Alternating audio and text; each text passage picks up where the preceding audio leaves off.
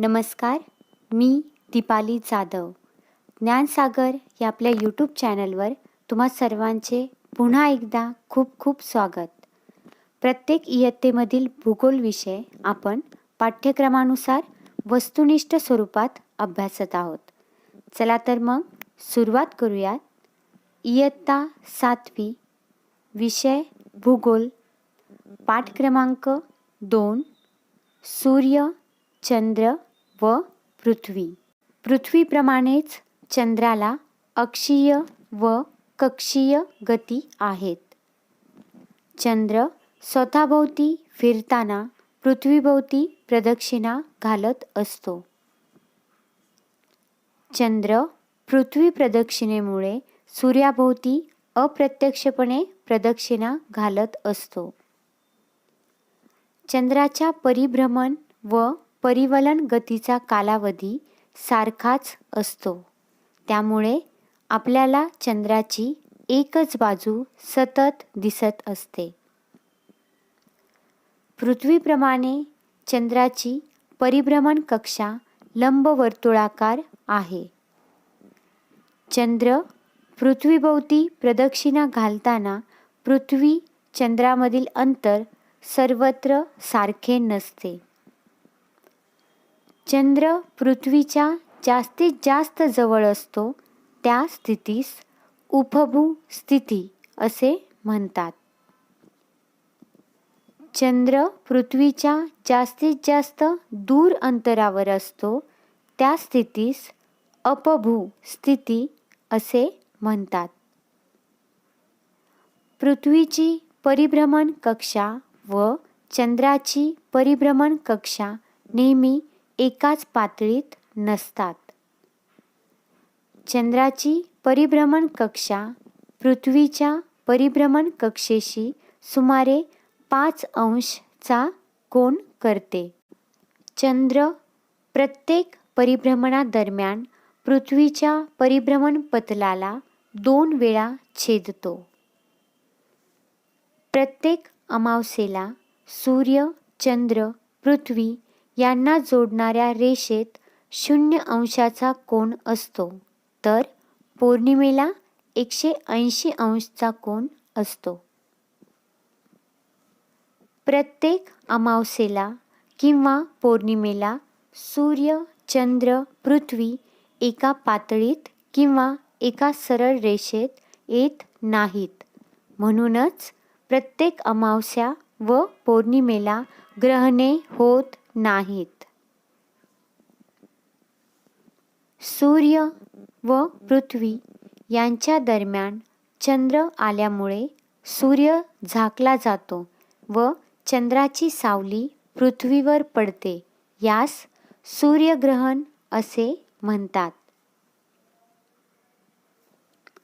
चंद्राची सावली पृथ्वीच्या ज्या भागात दाट असते तेथून सूर्य पूर्णपणे झाकलेला दिसतो.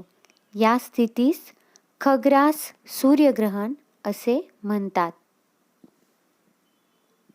चंद्राची सावली पृथ्वीच्या ज्या भागात विरळ असते तेथून सूर्यबिंबाचा काही भाग दिसतो, तेव्हा सूर्यबिंब अंशतः ग्रासलेले दिसते. या स्थितीस खंडग्रास सूर्यग्रहण असे म्हणतात. पृथ्वीवरील अगदी थोड्या भागातून सूर्याची फक्त प्रकाशमान कडा एखाद्या वर्तुळाप्रमाणे दिसते त्यास कंकणाकृती सूर्यग्रहण असे म्हणतात. चंद्र आपल्या परिभ्रमण मार्गावरून जाताना जेव्हा पृथ्वीच्या छायेत प्रवेश करतो तेव्हा चंद्रग्रहण घडून येते.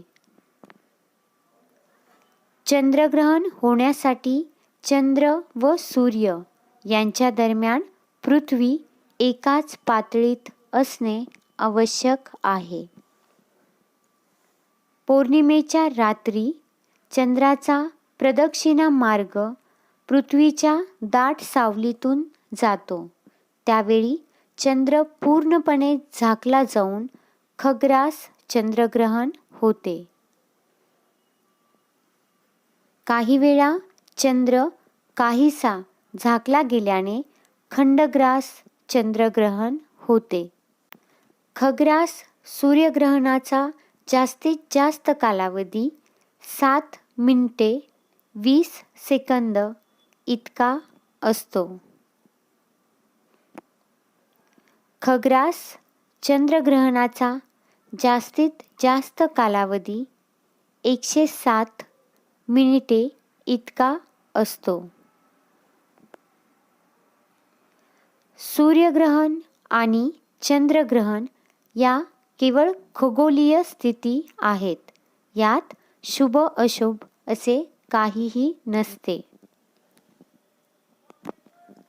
सूर्यग्रहणे पाहताना काळी काच किंवा विशिष्ट प्रकारचे गॉगल्स वापरणे आवश्यक असते. सूर्याच्या प्रखर उष्णतेमुळे डोळ्यांना इजा होऊ शकते.